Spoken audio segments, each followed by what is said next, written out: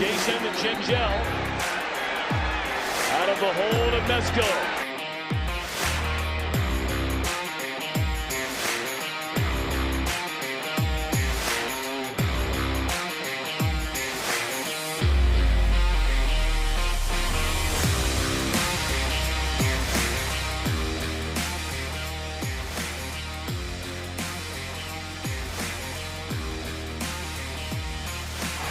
Good snap, good hold, and the kick is blocked. Appalachian State has stunned the college football world. One of the greatest upsets in sports history. Live from Chatterbox Sports Studios, it's Off the Bench with Thom Brennaman. Good morning, good morning, good morning, and welcome to Off the Bench, presented by United Dairy Farmers. I'm Reed Mouse, filling in for Thom Brennaman, who is out at the Waste Management Open. He'll be back next week, so you got me for today. Thank you for spending your Friday with me and us, and you'll have me on Monday as well. Trace is coming back from vacation as well. On today's show, we don't have any guests because we want to hear from you guys, so we'll open up the lines later on in the show. Please call in. We want to make this a group effort, right? We want to get everyone involved. That's what we do here at Chatterbox Sports. In the first hour, we will talk about the NFL honors last night, how the Bengals fared in that, and spoiler, not great. We'll also talk about the Super Bowl, break down the big game. The NFL inducted their next class of Hall of Famers, and Bengals great Ken Riley finally gets his much-deserved recognition.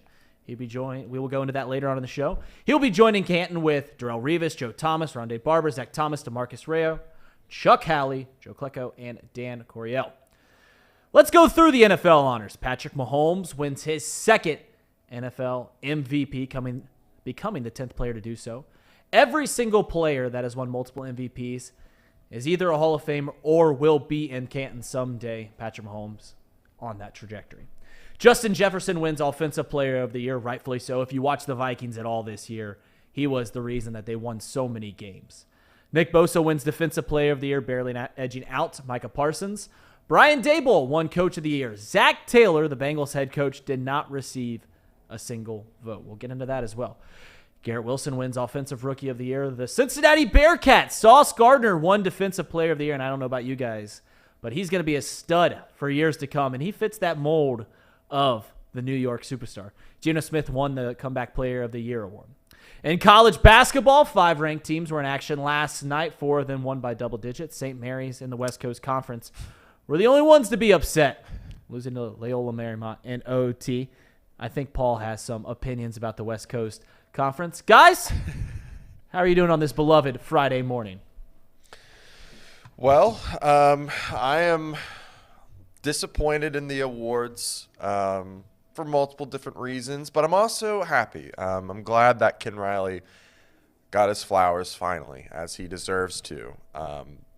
So finally we have a other Hall of Fame player that's a Bengal besides Anthony Munoz. I'm excited about that. That makes me happy. Casey, did you watch the NFL honors last night? No, I didn't. Good thing, because I think there would have been like a cartoon steam coming out of your head, like a train steam. Oh, no, I know. I knew what was going to happen. I wasn't going to put myself through that torture. Well, that's good. That's a smart man. I see you're wearing your Who Day gear showing up today. You're showing it loud and proud. Of course. So we'll get into the NFL honors. Paul, how are you today?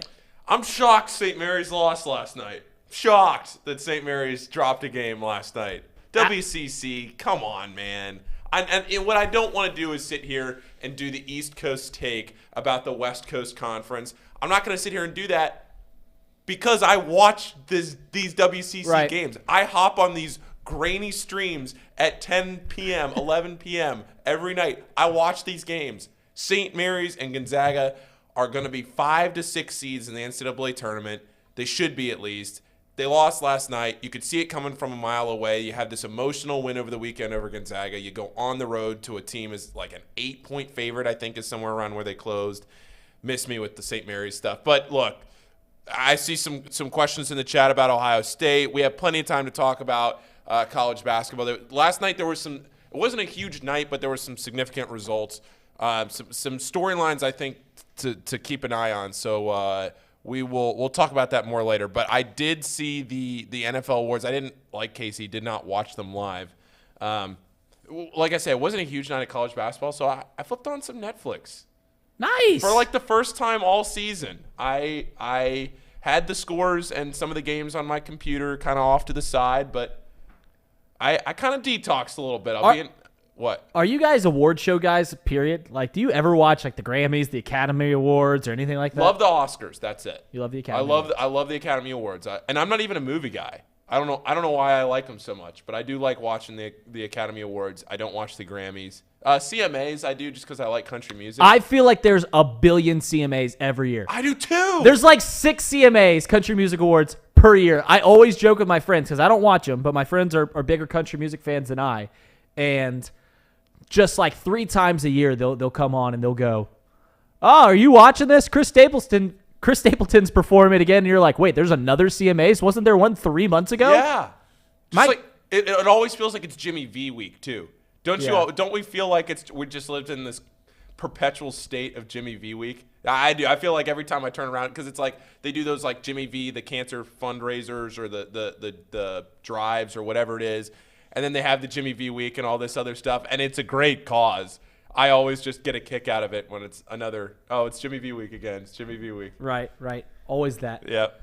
All right, so let's get into the NFL honors. Obviously, Patrick Mahomes won the MVP. We'll get into that in a second. But I don't know about you guys, but I felt like the biggest snub from the Cincinnati Bengals, reminder for those, in case you forgot, the Cincinnati Bengals went to the AFC Championship. And yet, the head coach of the Cincinnati Bengals did not receive a single vote for Coach of the Year. Brian Daboll won, and Brian Daboll was probably the man that should have won it. But Zach Taylor didn't receive a single vote. Let me break this down for you guys. He took a team that started 0-2 to the playoffs. I don't think you guys need to know how rare that is. But in case you don't, since 2007, of the 107 teams that have started 0-2 in the NFL, only 12 of them had made the postseason. The Bengals obviously went to the AFC Championship.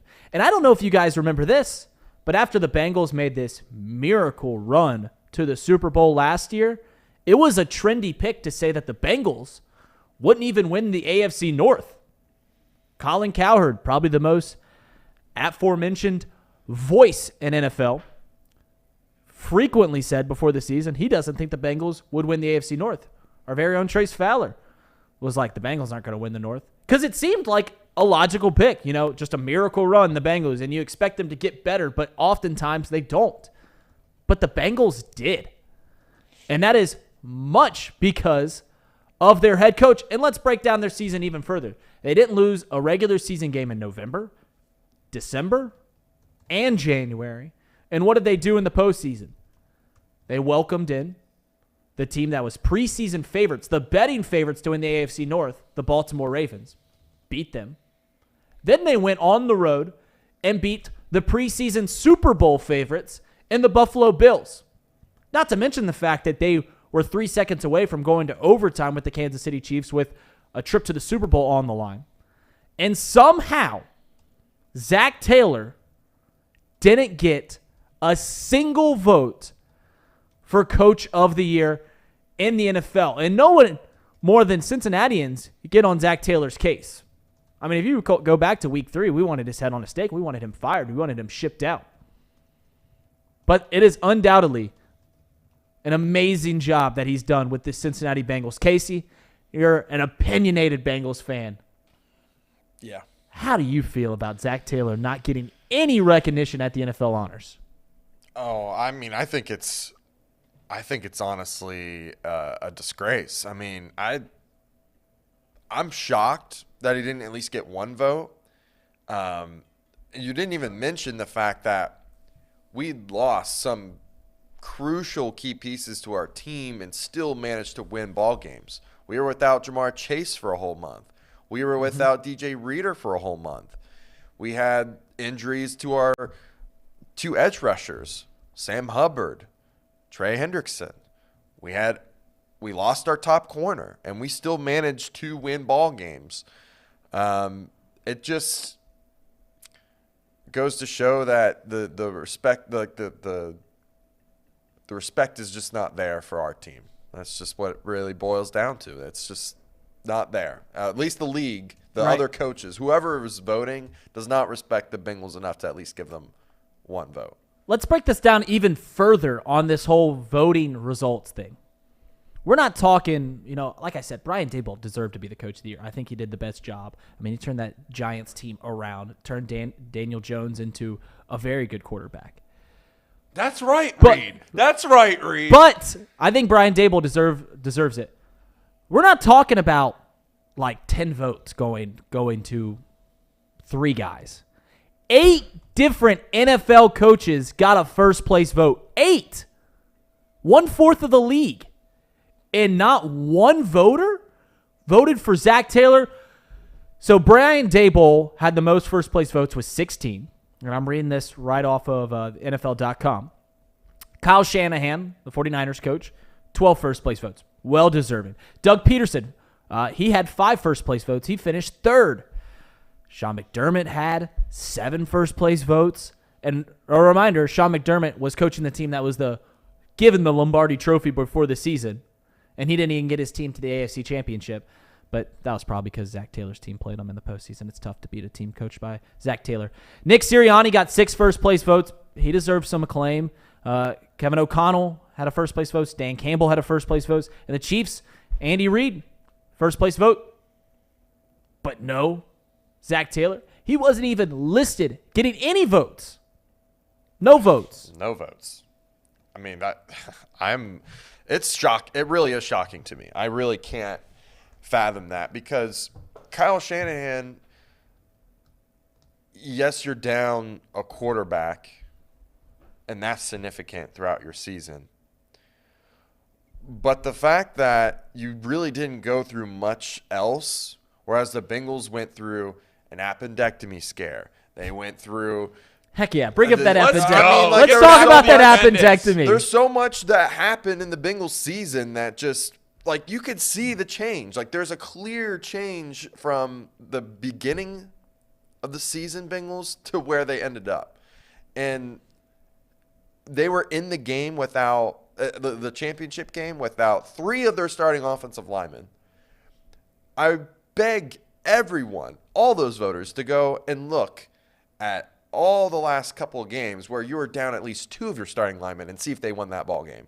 Because I doubt they did. I bet they got blown out.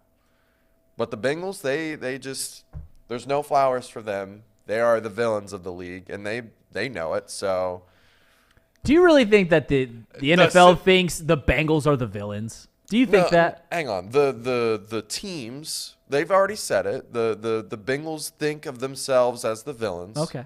So that's where I'm getting that from. I'm pulling a quote from a player. I can't recall what player it was or which coach said it. But there's obviously some sort of,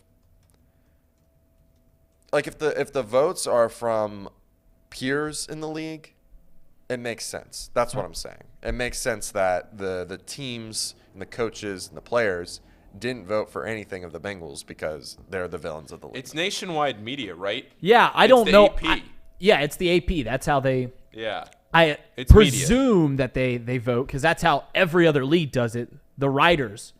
Well, again, that still proves my point that there's still no respect there. There's no like consideration. If there was at least someone that considered it, they would have voted for the Bengals. But there was no thought. There was no vote for Zach Taylor.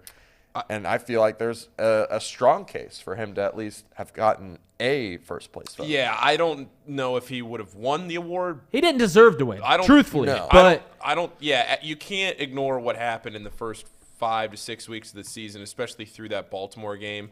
You have to look at the totality of the season, and he did not have a great first few weeks between losing to Pittsburgh, losing to Dallas, and then the way they lost at Baltimore on that Sunday night game. I don't think you can ignore those, but at the same time, to not at least have gotten one vote somewhere when all these guys, if it's like between 1/4 of the league. yeah, if it's between 2 or 3 guys, and you're like, okay, they split it between Dable and 2 other guys. All right. Well, But, the best comparison is Kyle Shanahan because They went through a very similar situation where they started off really rough, turned it around, won 11 in a row or 12 in a row. Very similar to the Bengals situation, except the difference is their injury-plagued season was based off the quarterback position, which is the biggest position in football. But the Bengals had so much more. Their depth was tested, and their challenge was much greater than the 49ers, in my opinion, because they had a quarterback that came in, and now they're talking about him. That's the starter now for next year.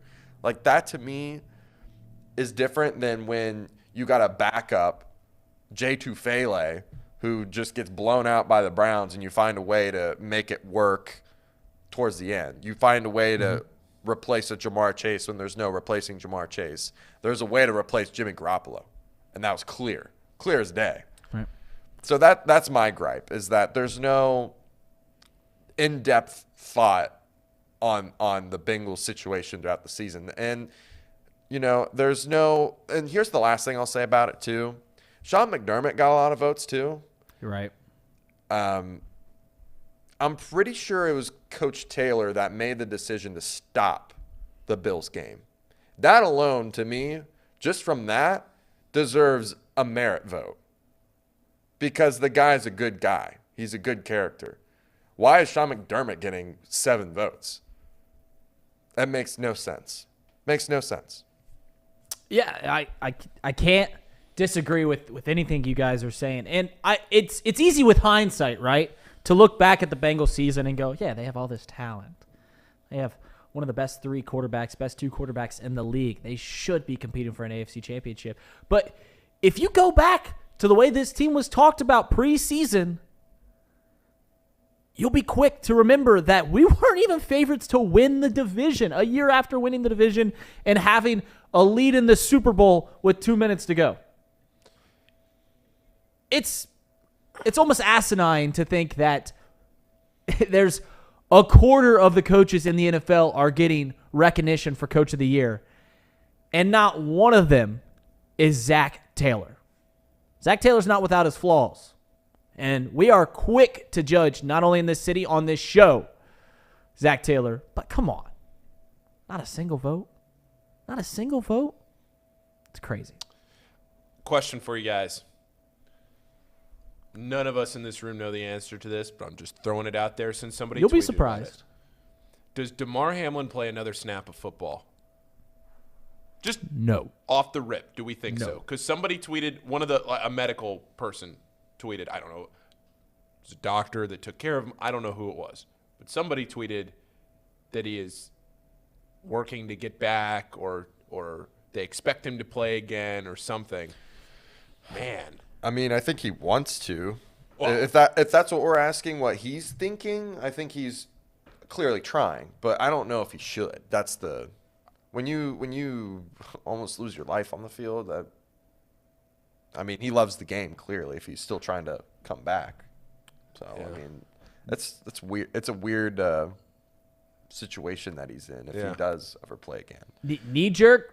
No, he never plays again. But me being the medical professional that I am. Yes.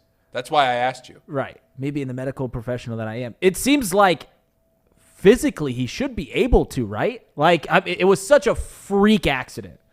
It is such a 1 in a trillion, 1 in a billion thing that he would get hit this exact rhythm, because that's what they're saying, right? It was that. And it sounds like it could have happened to any of us. It could, yeah. It's like it wasn't like he had a heart defect. It was a heart defect or something already, a pre-existing condition. Sounds like it could have happened to any of us, and if he just gets back to his normal health, he could go out there and play. It's almost like a glitch in the human body, to where like we've got this one small problem. It happens so rarely that if you hit your heart at the exact right time, it just shuts the whole thing down. And once again, medical professional here, Reed Mouse. Yes. It feels like physically he should be able to play again, but should he? I don't think he does. I just, you get a scare like that, and I think he wants to play. But I just think that someone's going to be like, hey, man. Why don't you just sit this one out? Right. Like, you'll be fine. You'll be okay. And I hope he gets taken care of, because I don't know how far he is financially and stuff like that. I hope he gets taken care of. at least for the Bills, if he does retire or something like that, that the Bills, guarantee his contract, which I think would be the right thing, and I think they will do. I mean, it'd be hard not to. You'd be pretty soulless if you don't. But NFLPA Medical Director Thom Mayer guarantees that DeMar Hamlin, quote, will play professional football again. Interesting. I did not know that was who the quote came now, from. if he comes back on the field, what's it going to say for all those conspiracy theorists that during the Bengals-Bills game when they kept showing the press box and you couldn't see him and the snow was going and they're like, he's not in there. He's dead. He's not in there. All those conspiracy theorists, and if he shows up on the field again, it's gonna be this. It's just a lookalike. Whatever happened to that guy from Northern Kentucky, the lawyer Dieters, that's running for governor? Oh yeah, that's running for governor in the Commonwealth of Kentucky. If you guys recall, he was actively on Twitter saying, "I'm hearing that he's dead. I'm hearing that he's dead." While literally every other news source is coming out saying he's going to be okay. He's things are looking up. And Dieters doubled, tripled, quadrupled down that he was hearing that he was dead, and he doesn't know why all the media is lying about it. I need to get on his Twitter account. The Bulldog. I think he's Willie Cunningham's boy. Dieters down there in Northern Kentucky running for the governor of Commonwealth of Kentucky. I need to see the update on what's going on there, because he was very much doubling and tripling down that. Well, so take politics out of this. At some point when you get into a take like this, it's kind of like an argument with one of your friends or your spouse or whoever it is. Right. You get so far down the rabbit hole that you have two options. You keep doubling down and you hope that you're right and you get vindicated, or you admit defeat. And politicians don't like to admit defeat. People don't like to admit defeat. Yeah. I mean, how many times even in this office, are we shoehorned into a side of the argument like Paul was with Danny Dimes? Or like that I have to consistently defend Patrick Mahomes, which I'll do later in this show. That I have to, we get shoehorned in this argument and you just get backed down into it.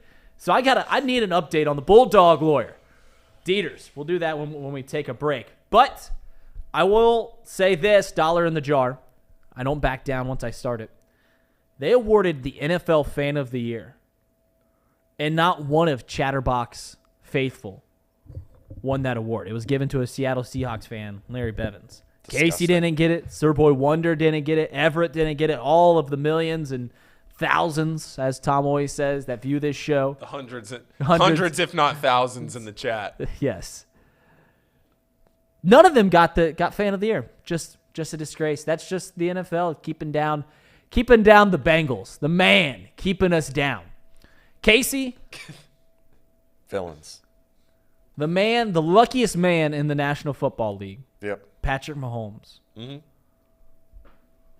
Was awarded his second MVP, and I mentioned this in the monologue. He is the 10th person to win multiple MVPs. Every person that has won multiple MVPs is either in the Hall of Fame or well on their way. Guys like Aaron Rodgers, well on their way to Canton someday. Patrick Mahomes is going to be in Canton someday. Joe Burrow did not get a single first place vote. Ham and Eggers, what's your reaction on Joe Burrow not getting a single first place vote? Do you see the steam coming out yet? Yes, the cartoon Oh, steam, man, the train horn. Josh Allen got a first place vote, guys. That's all you need to know. Why is Josh Allen getting one and Joe Burrow nothing? I mean, it just blows me away. We all knew Patrick was going to win it anyways, regardless. I'm not mad about that. I'm just mad that someone had the balls and the audacity to vote for Jalen Hurts and Josh Allen. It makes no sense to me. I don't get it. Joe Burrow was, to me, clear and obvious number 2. But maybe that's just too biased of me. I mean, the dude, let's just take into the fact, which, circumstances, right? Right. He was without his number 1 receiver for part of the season. He was without an appendix through the beginning of the season. I mean, the dude struggled mightily in the beginning of the season, came back, almost had a chance to win the thing, loses out on a game, and still has very, very respectable stats for MVP, wins 10, 11 games in a row. And I know the voting happens before the playoffs, but this is where the voting is skewed, in my opinion. I mean, the dude made it almost to the Super Bowl again with a banged up offensive line. Not one. No one can give him a first place vote. Not one. Paul? So you're going to be shocked to hear this, that I have a one-track mind between November and March, and I compare these things to college basketball. But when you look at the NCAA Tournament Selection Committee, on Selection Sunday, they field the 68 teams, and then immediately they will do what's called the first four out. The NCAA Tournament Selection Committee has now in the last 2 years said that the first four teams out of the tournament, when they list the first four out, that those literally are the first four teams that missed the field. So it helps the schedulers and people to know, oh, we were this close to the field, or we weren't that close at all. The reason I bring that up is because people used to just try to guess, well, these teams were probably close, but not. Last year, there was a lot of discussion about, wow, was Xavier going to get in the field or were they not? They weren't even in the first four out. They weren't even close to making the field last year. When I look at Joe Burrow and how we were looking at this award probably mid-December, and we would come into the office here before the show starts, or we'd go to lunch and we're sitting there talking about the NFL MVP, and we're looking at the odds change, and we're like, man, if he wins out the rest of the regular season, he beats the Chiefs, beats the Bucks, beats the Patriots, beats the Bills, there's a good chance that he sneaks in as the NFL MVP. Do we take a flyer? Do we take a shot at him? Do we put $50 on him? He wasn't even close. He didn't even get a vote, which tells me that what were we thinking way back when? Maybe we were on the right track, but it doesn't matter what we think because the people that vote are the only ones that matter. I still, why Josh Allen? That's all I'm saying is we all knew it was going to be Patrick Mahomes. I'm not arguing that. It's a stat award. They just look at who has the best stats and vote for that. That's it. There's no deeper thought into it than that. But Mahomes. What I'm arguing is that the award should change, is that it should be who is literally the most valuable person on your squad, on your team. And if you were to take Patrick Mahomes off of the Chiefs, I don't think you see as big of a drop-off as you see if Joe Burrow's off the squad. Okay, let me ask you a question. Do you think that the Chiefs have a better roster than the Cincinnati Bengals? I think they have what they have, what we don't, is a Hall of Fame coach. And I think that can be the difference. Do you think that the Bengals have a better roster than the Kansas City Chiefs? I think that the Bengals win healthy, but I mean they were hit with an injury bug. I mean they lost Jamar Chase for a whole month. Yeah. I mean they were every one of the receivers was out a game or two. There was no Hayden Hurst was out for a month. Joe Mixon was out for a month. I mean, I just, to me, the roster comparison is kind of, it doesn't matter when everything added up is kind of equal. Because to me, I would take Andy Reid over Zach Taylor anytime, any day. Well, yeah, obviously Andy Reid is much better, but we're talking about the National Football League most valuable player. And I was honestly incredibly surprised that Zach Taylor didn't at least receive one first-place vote. I saw that Joe Burrow didn't receive a first-place vote, and I said, yeah, that makes sense because only one guy should have won. Now, the fact that Josh Allen finished above Joe Burrow, that's a bit ridiculous. But Jalen Hurts, he was the second-best player in the league. My take on Patrick Mahomes is that no one in the National Football League, you're talking about most valuable player, no one in the National Football League did more with less than Patrick Mahomes. His receiving core was depleted all season long. You can look at the receivers that he had play this year. And you want to talk about Jamar Chase and Hayden Hurst missing time? Yeah, that's true. Juju Smith-Schuster, the number 1 receiver for the Kansas City Chiefs, missed time. Clyde Edwards-Helaire missed half the season. Hold on now. Hold on a second. Uh-oh. McCole Hardman. There's not even a comparison between the two because one, the Chiefs have one of the best offensive lines in football. Yeah. I think that is could be the considered one a area. weapon. That is the one area that then they have a Hall of Fame tight end. Yes. And when you look at the receivers for the Chiefs, okay, here's the thing is that when you have time to make a throw, when you get to your 4th read, someone's going to get open. Joe Burrow can only read 2 guys and then throw the football, even with the upgraded offensive line that he had all season. Let's not act like the offensive line that Joe Burrow got this year was reputable or, we're still talking about trying to improve the offensive line. We're talking about drafting a tackle, for crying out loud. Right. So to me, I actually will say this. The Chiefs' offense is better than the Bengals' offense currently. It just is because they have one of the best offensive lines in football. They can run when they want to. Andy Reid just loves to throw the football. Patrick Mahomes has all the time in the world.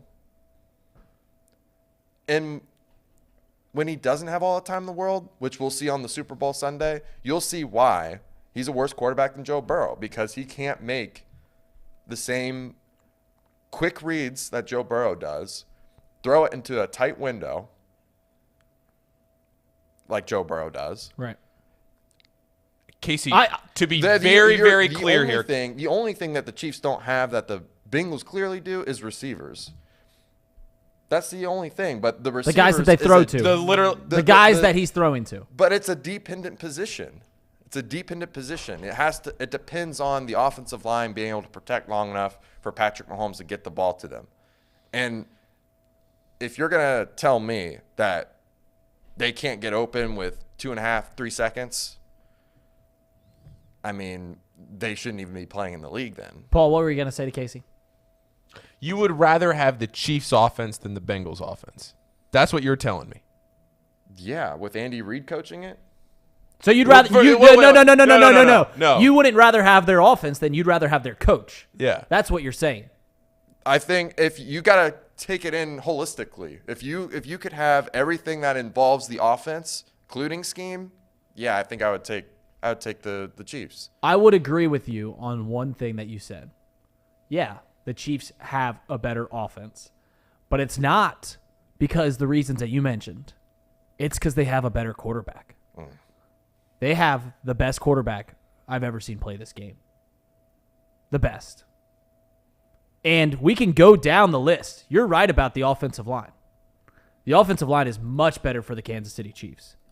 But if you want to talk about everything else on the field, the Bengals' 4th receiver, their 3rd, or at least their top 3, are all better than the Kansas City Chiefs' number 1 receiver. Now, tight end, much better. I mean, Travis Kelce is Hall of Famer, if not the GOAT in receiving. Well, we got a super chat there. Let's go. Yes, on paper is basically the sports equivalent of a girl saying, well, you're a great guy, but I just like you as a friend. That's a good point from Ben Riley. Look at us getting super chats here on a Friday. Thanks, Ben. He's right. Casey, Patrick Mahomes, preseason, people were talking about how he was going to fall off a cliff without Tyreek Hill. And what did he do? He might have had his best season statistically with no receivers. You keep saying no receivers. He's literally got a Hall of Fame tight end catching Correct. the ball majority of the time. He did not lose his number 1 receiver, and that's clear as day. Okay, well, let's go down the other guys that caught passes for the Kansas City Chiefs this year. And you tell me if you'd rather have him or Jamar Chase, Tyler Boyd, and T. Higgins. If this guy would start, we're going to go down this list, and you tell me if these guys are better than what the Bengals have. Travis Kelce already. Would you rather have Travis Kelce or Jamar Chase? Let me ask you that. I mean, right now, this past year. Damn, that's a tough question. I would have Chase. Okay, so you think Jamar Chase is a better weapon than Travis Kelce. All right, so there negates the 1-for-1. All right, let's go Juju Smith-Schuster, is he better? He was their second leading receiver, almost 1,000-yard season this year. Is he better than any of the Bengals' three receivers? Top three receivers. I think you could make an argument for Tyler Boyd, but Yeah, probably but similar. they're different receivers. I mean, if you're gonna compare, it's got to be with T. Higgins, and I would take T. Higgins. I see where you're going with this. Okay. I understand the point. We have better MVS, weapons, but Marquez, Valdez, Scantling. yes, Okay. I would rather have him. Then Tyler Boyd? No. Okay. Let's go running back. Jarrett McKinnon. You'd probably have him more than Joe Mixon and Samaje, correct? Or would you not even say him? Well, I mean, I would take Pacheco right now over Joe. Okay, And well, I might take him over Samaje. I just don't know him enough. But so I after would rather have Samaje. But so that's after just- MVS, the next guy in receiving yards was Jarrett McKinnon, then Justin Watson. Sorry, I pronounced Justin Watson's name wrong. Noah Gray, Sky Moore, Kadarius Toney, McCole Hardman, Clyde Edwards-Helaire, Isaiah Pacheco. Casey, there is no logical argument to why Patrick Mahomes shouldn't win the MVP. He had better stats. He did more with less at the receiving core. And he took a team that lost their second best player in Tyreek Hill and were the number 1 seed in the AFC and are now in the Super Bowl. And you don't even get to say the postseason stuff when voting for an MVP, but that is just on top of everything else that has happened. So the point I'm trying to make is Zach Taylor deserves at least a first-place vote for Coach of the Year. Well-deserving. If 8 other coaches are getting first-place votes, Zach Taylor is without a doubt one of the guys. He's done a better job than 25% of this league. You can't deny that. But Joe Burrow doesn't deserve a first-place vote in the MVP. I love Joe Burrow. There's not a quarterback I'd rather have in this league. He's our quarterback. He's my quarterback. He's the Cincinnati Bengals. He's the face of this city. Speaking of the Bengals, Reed, you know what we're doing right now? We're talking a lot about the Bengals. Yeah. Well, it's the Bengals report from Encore Technologies. It's brought to you by Encore Technologies. Encore Technologies provides IT solutions for a data-centered world with a suite of services from mobile computing to desktop to data center, supporting both centralized and work-from-home computing models to improve efficiency and productivity. Visit Encore.tech. The path to innovation begins here. But yes, Patrick Mahomes deserved all of the first-place votes. And I'm sick and tired of having to say that. Sick of it. I think I'm going to get you a Mahomes jersey, Reed. Well, this is what we're talking about, how you get backed into an opinion.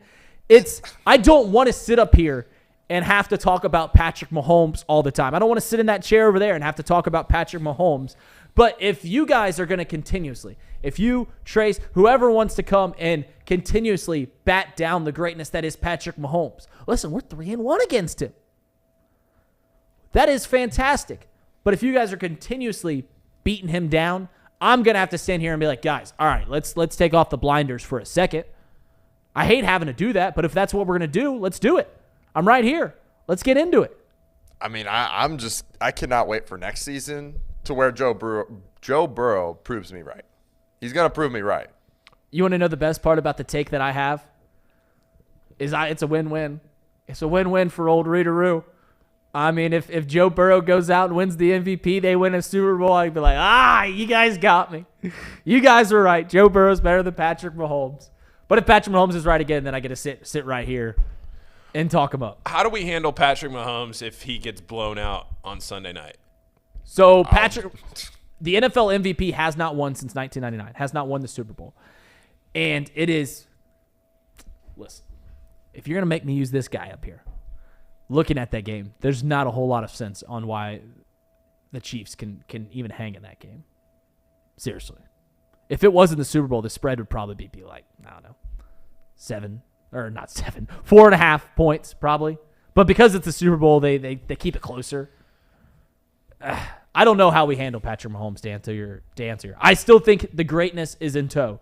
But there will be, say he throws 2 interceptions, throws for 189 yards in the Super Bowl. Similar like he played terrible against the Bucs when his entire offensive line was depleted, facing a top pass rush in the Tampa Bay Buccaneers. Got blown out. I don't think it diminishes Patrick Mahomes' career. I really don't. And we got another super chat. We do. Ben Riley? Ben Riley. Ben Riley. Based on mental and physical stats and potential, if Zach Taylor treated Tampa Bay like McVay That would treated be Tyler Boyd. Is it Tyler Boyd probably? Yeah, okay. Tyler Boyd like McVay treated Cooper, he'd be a stat leader. He takes so much pressure off of Jamar Chase and T. Higgins when he's off the field. When off the field, wins become losses. All right.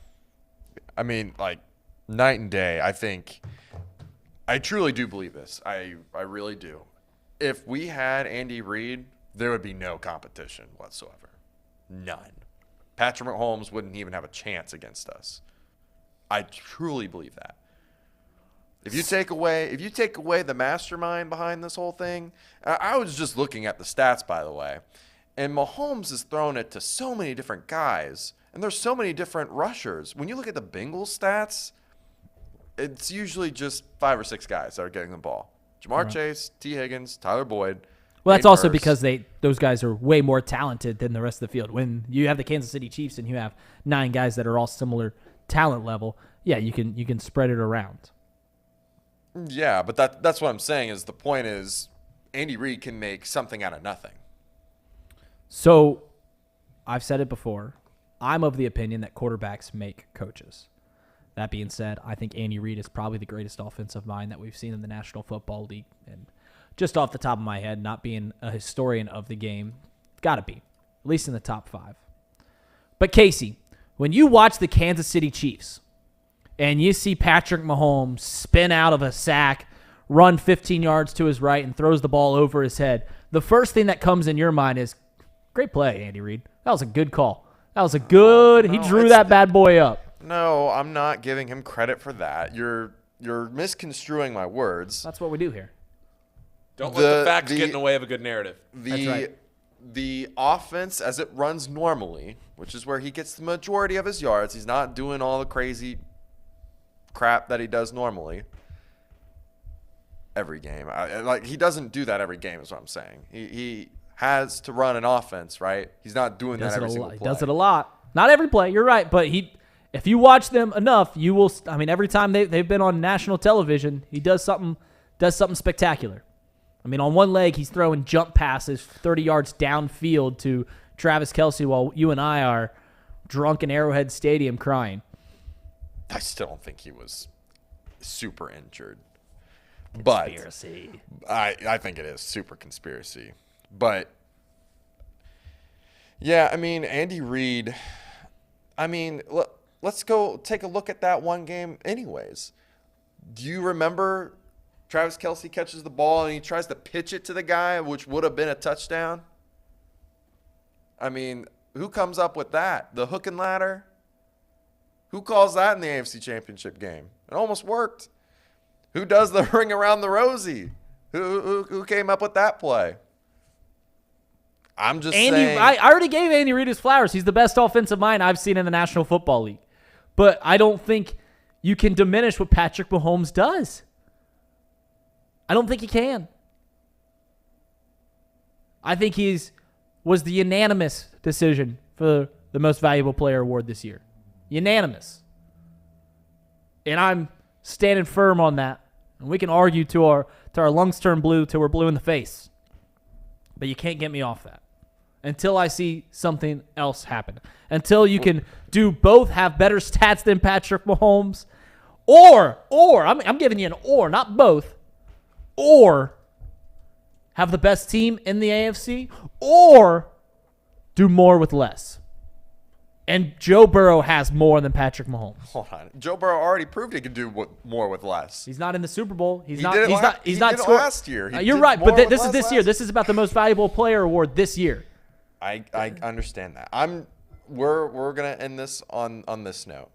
There's gonna be two things that happen and I'll come in here and apologize to everyone if this doesn't happen. I want a well-written card, Hallmark card, if you're going to apologize. I'll make a long written apology. I'll do it on air. I'll read it out to everyone. And I'll say that Patrick Mahomes is a amazing quarterback. Whatever. He's going to lose this upcoming Sunday against the Eagles. Okay. And then next year, Joe Burrow is going to either A, be a better quarterback than Mahomes, Okay. or B, win a Super Bowl. Hope you're right. And when that happens, when they come, this I'll give you a debate will be over. I'll This give you debate a will be over. Okay. If both those things happen, if Patrick Mahomes doesn't win this Sunday and Joe Burrow either wins the MVP or gets the Super Bowl next year, I'll have a Hallmark card waiting on your desk saying I'm sorry. That's all I'm saying. And Sir Boy Wonder, this argument is tired. That's the super chat, so we're going to move on.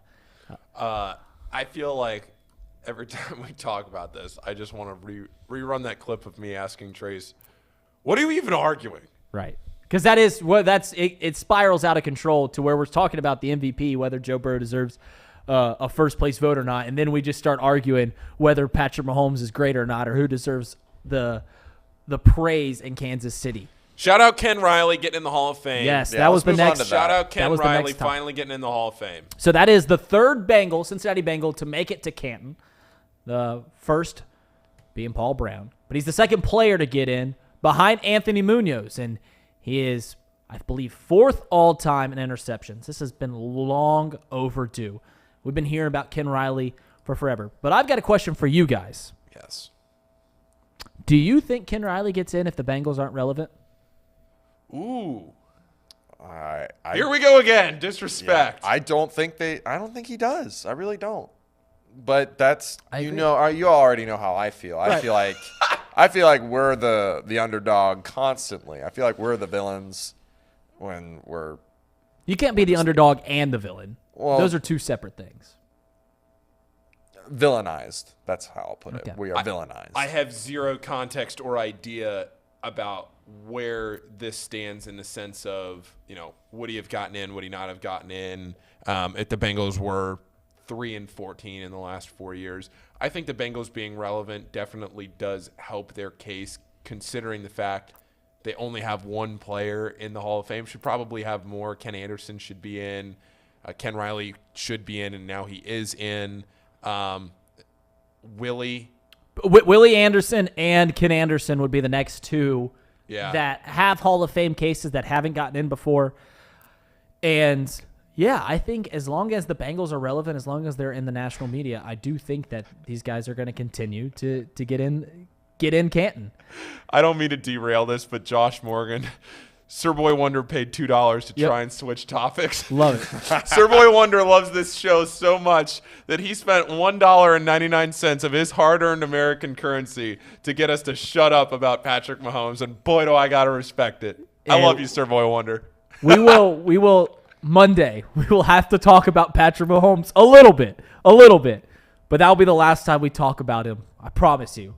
On the box lunch, going forward, or if we ever fill in for this show again. But it does feel like the Bengals are getting a little more respect now. It really does. Ken Riley is going to get in the Hall of Fame, and I think Willie Anderson and Ken Anderson will get in sooner rather than later.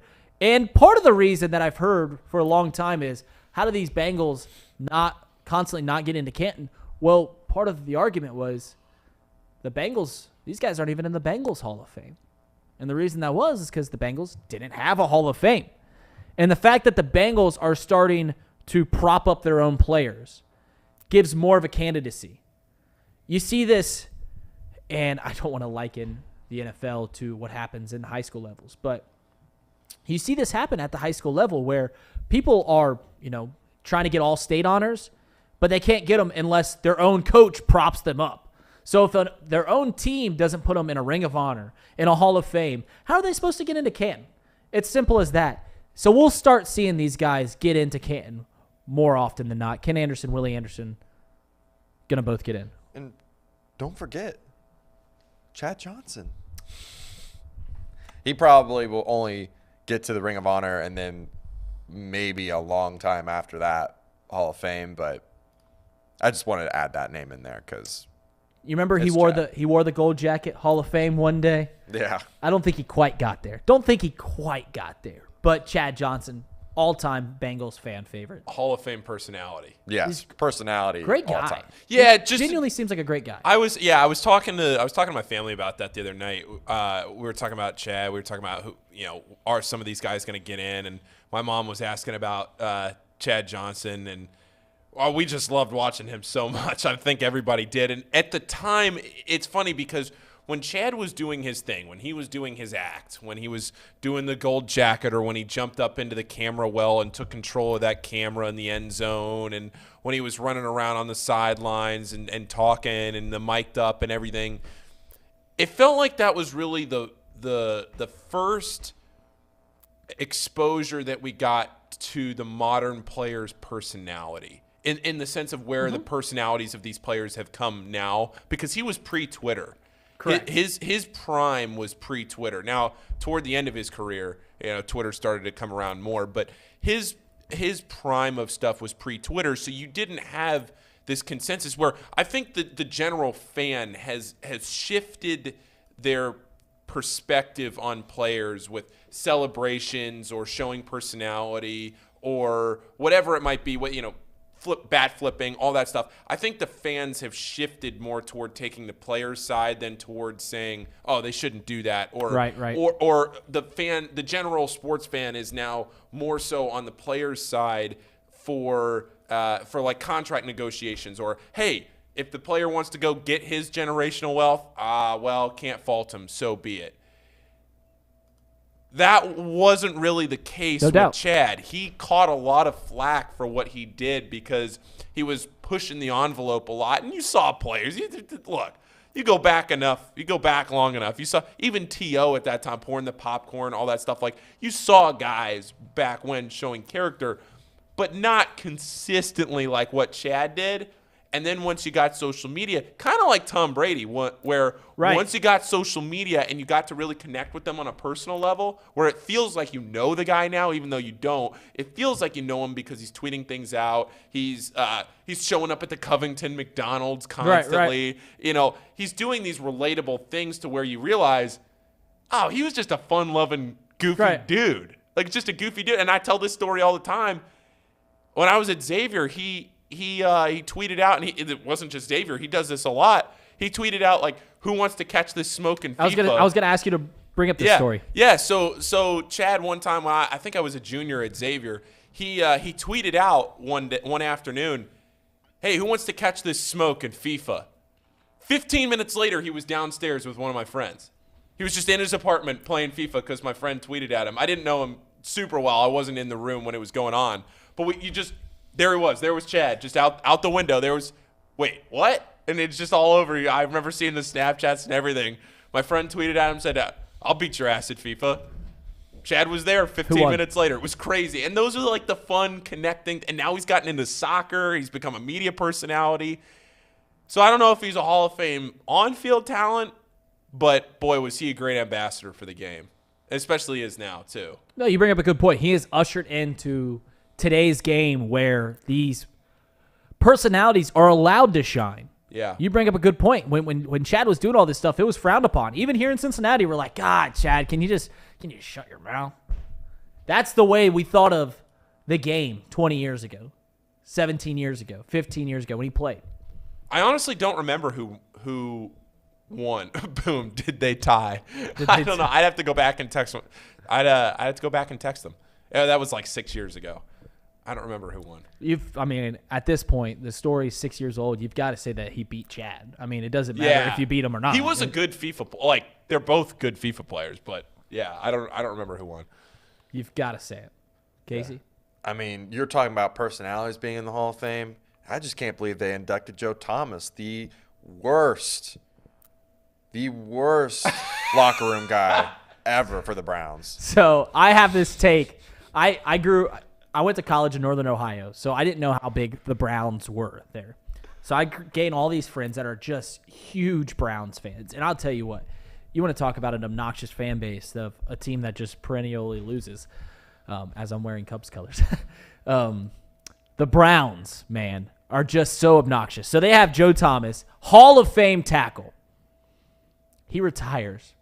They have a 500 win the next year. And I just start texting, tweeting, telling all these friends, I was like, was he a locker room cancer? Bad locker room guy. I mean, Joe Thomas leaves and the team suddenly becomes good. They don't have a winning season his entire tenure in the Browns. He retires, and next thing you know, they're a winning team looking at the postseason. I'm just saying, the proof's in the pudding that Joe Thomas, don't be fooled by that smile. Might be a bad locker room guy. Again, don't let facts get in the way of a good narrative. No doubt. Was there any of the Hall of Fame guys that kind of took you off guard? I was taken off that Darrelle Revis has been out of the game that long. Yeah, I didn't really have any opinion on the guys that got in or shouldn't have gotten in, whatever. But I had the same thought when they were like, Revis, oh. One of my friends texted me, goes, Revis Island. I go, he's in? Wasn't he just playing? It really, honestly, if you would have asked me before this came out, how long has it been since Darrelle Revis retired, I would have had one of two answers to that question. I would have said, he's still playing, isn't he? Or it would have been 2 years ago? I don't know. But there's a 6-year waiting period? When was the last time Revis played?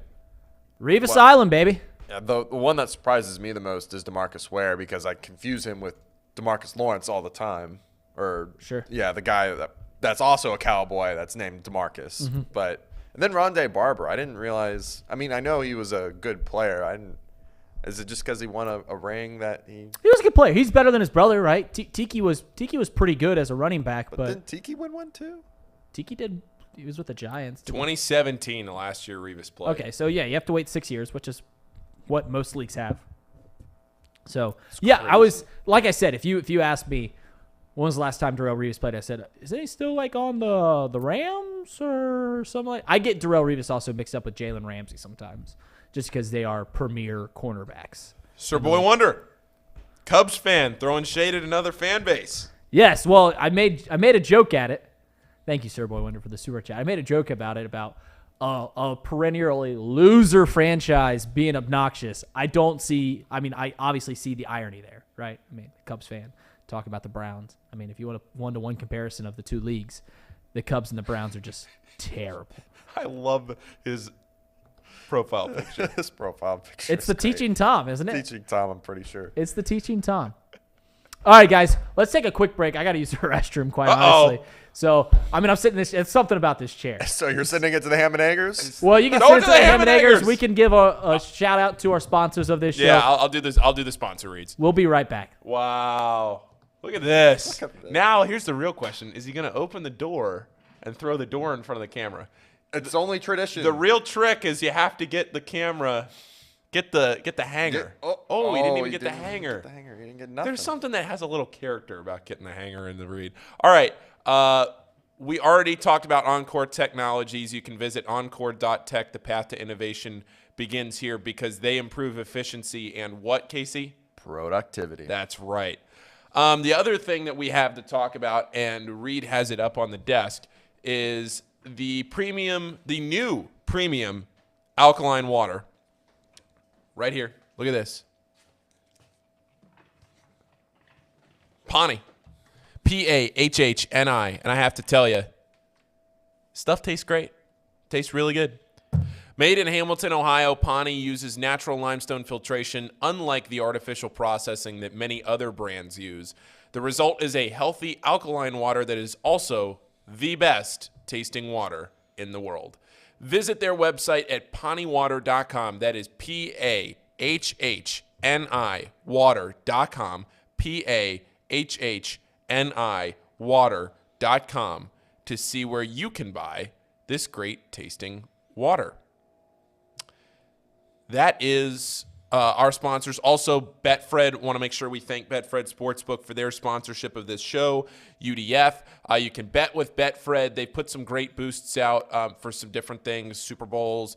The Super Bowl has, they as with the Super Bowl per usual, a million different bets that you can put out with Betfred. All those lines at the bottom of the screen are updated lines. Casey and I put those in every day. Casey did a yeoman's work today, putting all those lines in for tonight's games, NBA, NCAA. We're going to talk about college basketball here in a second when Reed gets back. There are some pretty good college basketball games this week. Very good. It's a great Saturday. Decent games tonight. Xavier and Butler. Probably one of the better games, but I'm not even sure how good of a game that's going to be. It probably will be a good game because it's at Butler, but boy, Butler has been bad this year. Ohio and Akron, that's a low-key good mid-major game, but we'll talk about all that more in a second. Again, Pawnee, drink Pawnee water, bet with Betfred, get Encore for your technology services, and get your coffee at UDF. So, Reed, we have a couple of different ways that we can go with this. Do we want to do college basketball? Do we want to I made these people a promise. Okay. And that promise is we'll open up the lines. Oh, and we'll talk. that's true. We'll talk college basketball, but you guys can call in if you guys want to call in. Maybe you guys won't call in. I really don't know. But we'll talk college basketball, but we will open up the lines just in case anyone does want to call in.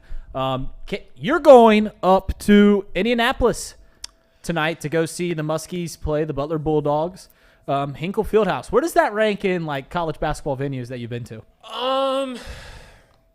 So I like Hinkle more than a lot of people really hate Hinkle and say that it's trash and it's garbage. I don't hate it that much. I don't love it. I don't have a whole lot of I got to go to Hinkle because of the history. You know, if you've seen the movie Hoosiers, that's the final, and Hoosiers is from the scene where they measure the basket. That is Hinkle Fieldhouse. Mm-hmm. It is what it is. I'm not going to outwardly hate against it, but I'm also not going to go and say that it's one of my favorites. I have not been to Assembly Hall. I've heard mixed reviews about Assembly Hall in the sense of like if you sit up at the top and how cavernous it is. Assembly Hall is cool, something you've got to visit. But from what I hear from more in-tuned IU fans than myself, is demolish it. Let's get something. Okay. I'm not a huge fan of Rupp either. I think Rupp, when you get, and it's kind of the same thing as Hinkle. Hinkle is low-key huge. When you Too get big. Yeah, Hinkle's really wide is the issue because you see these places like Cintas where they're stacked and they're not all that crazy wide.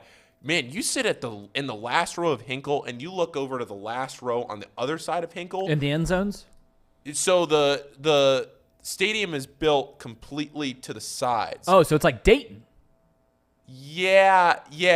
There are small student sections at Hinkle right behind the basket. There's like 4 or 5 rows of bleachers right behind the basket. And then there's a tier, kind of like what you see at Xavier where they have that overlook. But it's all the main seating goes up and down the sides of the stadium. It's so wide. It's huge. It just feels like a big warehouse. It's going to be an interesting game tonight. Xavier's favored. I think last we checked was let's see the line come across the screen again. 7 or 8. So it opened at 5.5. It's all the way up there. Butler has lost 10 Big East games. 9 of them have been by 16 or more, and 8 of them have been by I think 20, at least 20 or more, or 22 or more. It's something crazy. Basically, when they win, and when they lose big. This is a great matchup for Xavier. This would be an all-time disappointment for Xavier if they were to lose this game because all-time might be strong since they're missing Zach Fremantle. But this would be a major, major disappointment for Xavier if they lost this game because this is a tremendously bad Butler team. And when I went back yesterday and I was talking about Georgetown's not the worst team in the Big East. Butler or St. John's is the worst team in the Big East. Ooh. Maybe – I don't even want to say DePaul. I think Butler or St. John's right now is playing the worst basketball. Georgetown's feisty. Georgetown might not win these games because they're playing these good teams, but they're feisty and they cover. These teams just get – I mean, you watched that Butler and St. John's game the other night. That was terrible. Butler doesn't have a whole lot of fight in them, and I've watched them a couple of times, and you're right. When, like you said, when they are competing, they win these close games, but the second they get down, man, they just fold. They just fold. Bad. So that's the Xavier and Butler tonight. It's a great weekend of college basketball. Alabama is at Auburn. That's a real big game for Auburn. They really need to win that game.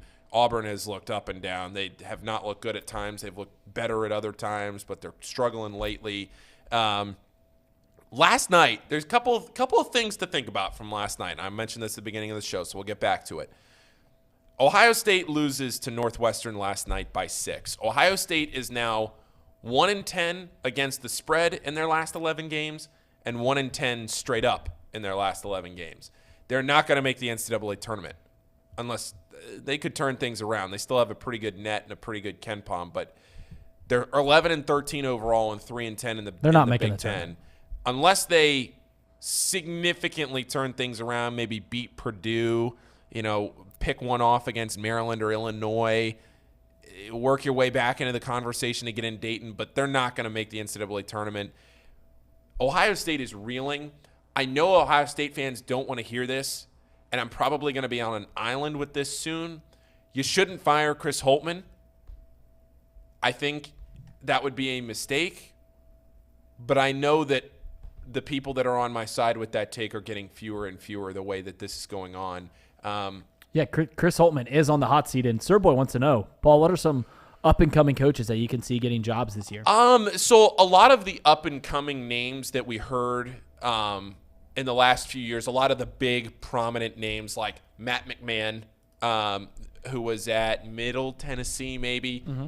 A lot of these up-and-coming guys got the big jobs last year. So like a Matt McMahon went to LSU. Dennis Gates was a big name that had been thrown around for a lot of jobs when he was at Cleveland State, which is a very, very bad job, Cleveland State. That's a tough place to win, and he did win at Cleveland State, got to the NIT last year. He went and took the Missouri job.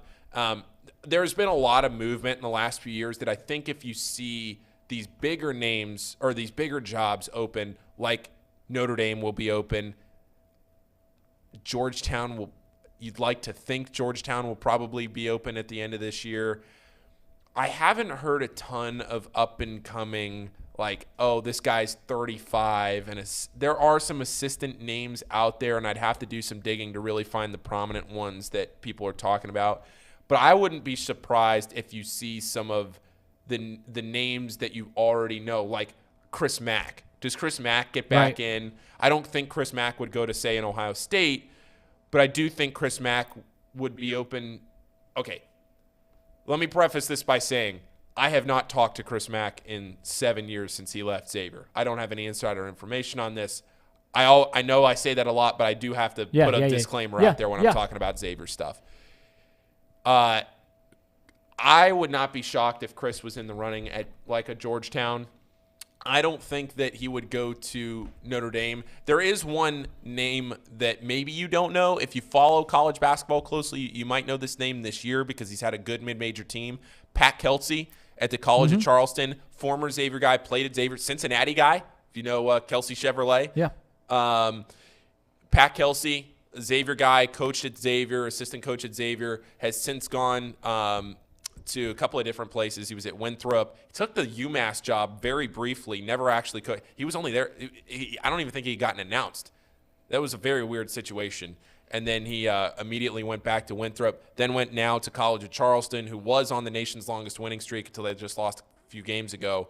I wouldn't be shocked to see a guy like Kelsey, if you want an up-and-coming name, I guess I should say. I wouldn't be shocked to see a Pat Kelsey end up like at a Notre Dame. I do think went to Elder. Altiora. Went to Elder, went to Xavier, Catholic guy, goes to Notre Dame, loves to build a program like that, very enthusiastic, get the students re-energized. Wouldn't be shocked to see a Pat Kelsey end up at like a Notre Dame. Is Patrick Ewing gone? Again, I'm not working with a ton of inside info here, but I just don't see any way that Patrick Ewing is the coach at Georgetown. Let's run it back. Let's get AI. Let's get Allen Iverson over there in Washington, D.C. When hasn't an alumni worked before? It's undefeated, never lost. Yeah. I personally would be shocked if Patrick Ewing was the coach at Georgetown next year. I know they are playing better this year. They just don't have the wins, and you got to win. And the program's very disconnected. Only the fans that follow it as closely as maybe I do know how well Georgetown has played. And even when I say how well they have played, that's not an excuse for a program like Georgetown that should be winning these games. Sure.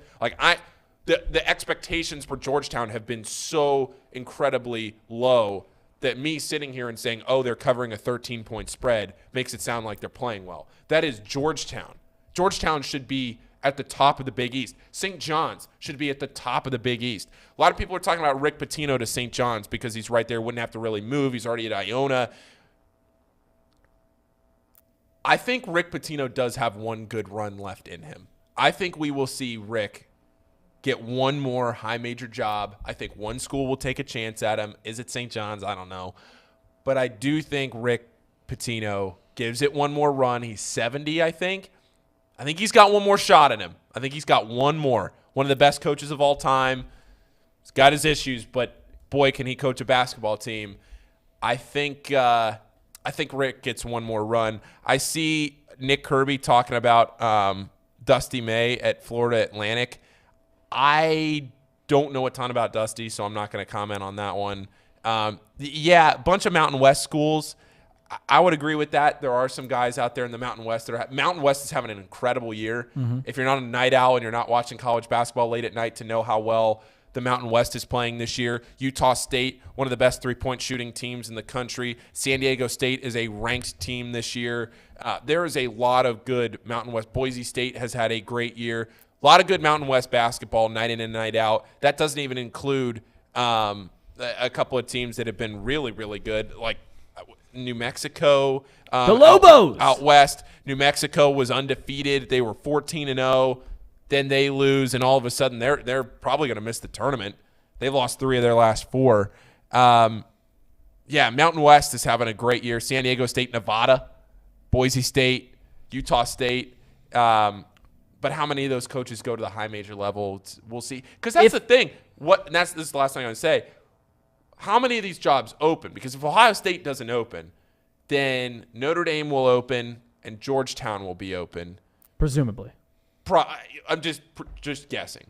Notre Dame and Georgetown will be the 2 big ones. Maybe Boeheim steps down, but it doesn't sound like he wants to. Right, he's not. It doesn't sound like he wants to, so maybe Boeheim steps down. I don't know. What else is open? I'm trying to think. What else? All right, so I might be putting you in a bad spot here. No, go ahead. Because you're the in-arena host. Can you see Sean Miller ever leaving for a bigger job? No, you're not putting me in a bad spot. I've shared my thoughts on this before. I really can't. Now, here's the thing.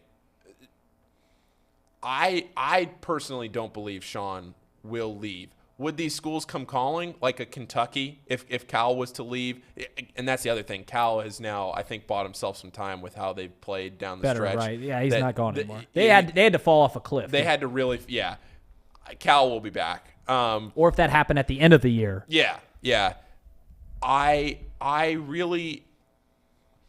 Here's the thing about Sean Miller and the way that this went down at Xavier. That if you're not following the program. Xavier really stuck their neck out for Sean. They took a massive, massive risk. And I'm not even talking about the potential NCAA violations. So you feel like he feels loyalty? I'm talking about the fact, that Sean Miller at Xavier now doesn't have to compete with Jay Wright. Sean Miller could be the class of the Big East at Xavier. He could make Xavier into what Villanova was, because Xavier has the best on-campus facilities in the Big East. Marquette, of course, plays at Fiserv Forum. There are teams that play in these NBA arenas, but as far as on-campus, weightlifting, training, auxiliary gyms, practice gyms, the main arena, all this stuff that players can just walk to, it's the best on-campus environment in the Big East.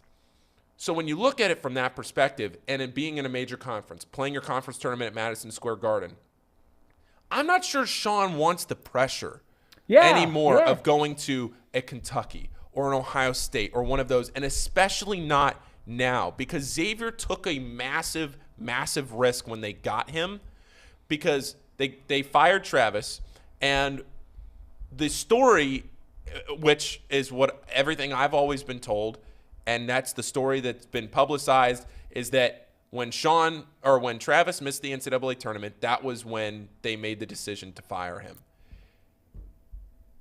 But he coached a game in the NIT, they won the game, and then he got fired. and Sean Miller was then available. I mean, it just makes too much sense that a lot of these things were lining up together. But for all I know, that Travis was fired, and it was because he missed the NCAA tournament. So when you look at it from that perspective, Xavier fires Travis after the morning after a win in the NIT and has Sean Miller on the table to hire him. If Xavier had not The timing was convenient. The timing was convenient. You're right. If Sean Miller had not taken the Xavier job, say, because Sean was right there with South Carolina too. If Sean had not ended up at Xavier, he would have been at South Carolina. If he had not taken the Xavier job, that would have been a nightmare. I mean, a disaster. I'm talking program reset for Xavier, because you would have ended up with a guy like a Matt McMahon, who's at LSU, or Dennis Gates, who has Missouri like relevant again. But the problem is, are you really going to fire Travis to go to Dennis Gates or Matt McMahon? You had this incredible recruiting class coming in. All those guys probably would have decommitted. Maybe guys would have left. You'd have been restarting your program, whereas at least if you had Travis, you're kind of like keeping the ball rolling with recruiting and the guys that you already have. So I just don't see a world where Sean, and this comes from somebody that follows the program, covers the program, is around this stuff a lot, and I try to think through it, and I don't talk to Sean about it. I don't know. But I just have a hard time believing that Sean, in the immediate next 5 years, would leave Xavier after what he went to at Arizona and realized, hey, right. it's not all it's cracked up to be at Arizona, you know? I think there's a lot of merit to what you said about the fact that expectations become tiring. Listen, when you're a young coach, and really as a competitor, the number one goal is to always win the national championship. And by leaving Xavier, going to Arizona, or going to, even if Sean Miller left Xavier to go to Ohio State, he's got a better chance to win a national championship at Ohio State than Xavier. Truly believe that. Maybe you disagree. But those expectations get tiring. And I've talked with my dad about this before, as Xavier fans, as college sports fans, is it worth leaving Xavier, making, I have no idea what they make it, what Sean Miller's making at Xavier, but let's say you're making $1 million. We'll make it nice round numbers. You're making $1 million at Xavier being the head basketball coach. Is it worth leaving Xavier, where you have a program built? You're going to consistently get in the tournament, playing for Sweet 16s. Who knows? You might make a run at it once in a blue moon, once every 10 years maybe. Make a run at a Final Four and something greater. Or you can go to these blue bloods, these national champion contenders, and be the coach there, where the expectations are so overbearing, they weigh so heavy on your shoulders that you have one bad recruiting class, or you have a bad chemistry of teammates, that you just miss the tournament one year, or your back-to-back years of being a high seed that gets bounced in the first round, where you're not making a Sweet 16 every year, to where all of a sudden you're on the chopping block. The expectations are that much higher. Is that worth it? And Sean's done that, right? He went out to Arizona. He's gotten the opportunity to compete for those national championships. But now he's back at Xavier. Things are cozy. He's just got to compete. And he will. Yeah. He loves it. His wife loves it. I mean, the situation is perfect for him. He played in the Big East. I just don't really see. Now, if he gets, like, here's the thing. If Duke, North Carolina come calling, you got to take that. I mean, they won't, but I'm just saying. I don't think. There's certain jobs that if they come calling. But see, you don't think he'd leave for Kentucky? See, I don't think he would, because when you go to Kentucky, the thing you got to remember about the Kentucky head coach is that you got to go down to all these counties in Kentucky and have breakfast with the locals, and you got to go to the Waffle Houses, and you got to give the speech with the mayor. What's that club where all the shakers and movers for the Kentucky guys? Yeah, like the Legacy Club or something. Yeah, like whatever. That? Like, there are a lot of other responsibilities with being the Kentucky head coach that Calipari is exceptional at. Like, call it what you will with his on-court stuff, but The guy's got a lot of off-court charisma that he can go down into the mountains of Kentucky and do these different events or whatever it might be that he's very good at. I'm not sure Sean cares enough about all of that stuff. I think he just wants to win basketball games. And at Xavier, he does his coach's show on Monday nights. He does his speeches to the season ticket holders or whatever when he has to, but that's just like any coach. But he can come into Xavier, be the king of campus. Correct. Potentially be the king of the conference because Thad Matta's older. If Thad's not going to have the run at Butler that he had at Ohio State. He'll be fine. He's a good coach and he's got a good staff, but he's not going to have the run at Butler Butler has too many issues, like fundamental issues, facilities, funding, things like that I just don't think Butler is going to ever get back to what they were when they caught lightning in a bottle with Brad Stevens, unless they just get this influx and of funding. But they've got a lot of flaws behind the scenes that not a lot of people talk about. I think that when you look at Sean at Xavier, with Jay Wright being out, and some of these top coaches in the Big East, Ed Cooley, Greg McDermott, Shaka Smart, now Shaheen Holloway at Seton Hall, we'll see what he can do. But Sean's got a chance to be the guy right at Xavier and build this program into a potential Final Four candidate every year. And once you get in the tournament, it's a crapshoot. Look, Xavier has the second most NCAA tournament appearances of all time without a Final Four, second only to BYU. That's the thing about Sean is Sean's career goal and Xavier's career goal of making the Final Four are the same. Sean's never been there and Xavier's never been there. And I will say that Sean would not leave Xavier until he made a Final Four. Okay. I firmly believe that. And I don't think he will ever leave, but I don't think he would leave at all until he accomplished that goal. But like I said, there's caveats. Like and these two schools won't come calling, but if one of those two, Duke, UNC, call, he's gone, right? I mean, I know it won't, and this is a super hypothetical, but if Duke, UNC ever call, he's gone, right? Or do you think he won't even leave for those? Yeah, well, he would definitely entertain them, and then at that point, because here's the thing: by the time that Duke and UNC would open, these schools would all be in such different situations. But here's the thing too: like Sean doesn't, and Mouse Cop points this out. Sean doesn't have a Final Four, right? So he wouldn't be. So like, correct. Who's to say that even if Duke and UNC came calling, they wouldn't want somebody that has been to 3 or 4 Final Fours? So when the talk about Calipari potentially losing his job at Kentucky started circulating, talking about, are they going to call Sean Miller? He's got to be on the short list. And then you start talking to other people like, why would they, like, is Sean Miller? Yeah, they might call him, but is he going to be like a top 3 pick for them? Like, probably, like maybe not. I don't know. You really don't know. Yeah, like he's got a great pedigree and a great history, but he hasn't gotten to the Final Four, and that would be the knock with some of these big schools. So no doubt, we'll see. No doubt about it at all. I'm taking a look at the chat. Duke wouldn't waste a call on him. Yeah, well, we'll see how Shire works out down there. I don't know about that one.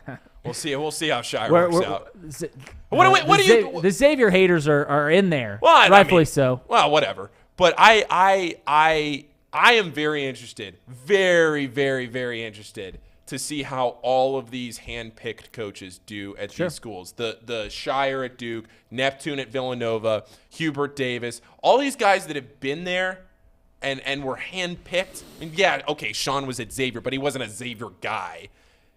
He came back, but he didn't grow up in the program. Shire, like, let's give all these schools, like, the ACC is bad this year. Let's give all these schools some time to play it out. We'll see. I wonder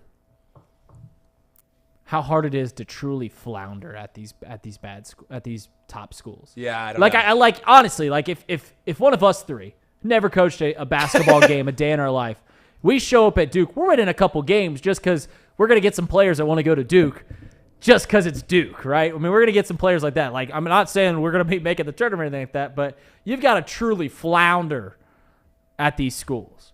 I mean, if you make me the head coach of Alabama tomorrow, Alabama football, I'm not competing for a national championship. I ain't competing for an SEC title. but I think I could win a couple games. I think I could win a couple games in the SEC. Truly believe that. I mean, you get the right guys around you. That's just my personal opinion that some of these, you use the phrase too big to fail, and there is a certain element about some of these blue bloods. But we've seen programs diminish before. Look at UCLA going in the tank for forever, and IU not being what they've once were under Bob Knight, though they're going to win a national championship, or at least be in the national championship against Xavier. That is the trendy pick. I see all the national pundits talking about a Xavier versus IU national championship. A lot of people are talking about that. At least the smart ones. All the smart ones are talking about that. Sir Boy says Reed Mouse would bring championship success to UK. You have the charisma for it. Do I? Would you want to go down there? No. So when I have this conversation with my dad about expectations and how heavy they are, if you're telling me I could be at a school in the Big East, if I could be Ed Cooley, you're at Providence, you got a good thing going, and then a bigger school comes calling and be like, well, I've got a good little thing going here. They like me a lot here. I'm winning a lot here, but I could win more if I go somewhere else, but I also could be out of a job in 3 years. Yeah. I mean, I think we're all forgetting the coaching tree here. You're under the Thom Brennaman tree, baby. You're guaranteed a championship. That's true. He is city champ, girls basketball 2 times. I wonder if Thom could coach me to score 10 points in a game. If you guys don't know this, the most damning athletic feat that I never accomplished was score 10 points in an organized basketball game. And I played until I was in 9th grade. So I should have done it. But Thom could have gotten me 10 points. But, guys, do we have anything else to cover? We did 90 minutes yesterday. We'll do 90 minutes today. Do we have a cherry on top? We've got can you scour the internet for a cherry on top unless you've got one queued up? I may have one. Sir Boy, have breaking news. He says Thom Brennaman to Ohio State. He always does. Sir Boy, I love how you do the breaking news after you give out the news. What if the news did that? Like, they just came on out and were like, war with Ukraine, breaking news. Yeah. We'll grab your attention after we say it. But you guys work on that. We will. Anybody been out golfing yet? Boom. No. Let's look at 70 degrees next week, so maybe we'll get on out the links. Potters National is not open yet here in Hamilton. But we'll put out our not too picky graphic later today. We'll also have a card for the Super Bowl and Saturday. So if you guys are gamblers, keep tuning into that card. But this does it. We'll be back Monday, as he's currently trying to find a cherry on top. We'll be back Monday. Thom's at the Waste Management Open. We're trying to get some film. He's out there with his son. Just some clips. Maybe we'll talk to him on Monday as he's traveling back. Trace should either be back Monday or Tuesday. We're not quite sure on when he'll be back, but we'll try to get back to regular scheduling next week, recapping the Super Bowl. Hopefully we won't be talking about Patrick Mahomes. We know that's so tired. That's just so tired. Almost about as tired as Paul thinks the West Coast Conference is, the WCC over here, as an East Sider who stays up late and watches and sometimes bets on those West Coast Conference games. I'll tell you what, I don't know if anyone saw the card that we put out yesterday, but Oregon State Beavers were plus 15.5. And if you tailed that bet, you were in treat for one of the greatest covers that you've ever seen. UCLA up 22, 24 points in the final minute. They put in all their scrubs, and then Oregon State just gets a couple steals, layup, steal, layup, steal, layup, then a 3 at the buzzer to cover. Absolutely electric. Right. So we have one. Full disclosure, I haven't listened to the audio of this. Let's run it, baby. So I'm hoping that it's the video that I think it is. A couple days ago, there was a high school game, which I'm sure many of you have seen by now, but in case you haven't, we're going to put it up here. There was a high school basketball game. We're going to go 10 more minutes on this show if you play this clip. No, it's only a 60-second clip. No, I'm saying because I got. That's fine. I mean, that's fine. I thought you meant okay. I thought you meant you went okay. Play the cherry on top. Play the hit. There we go.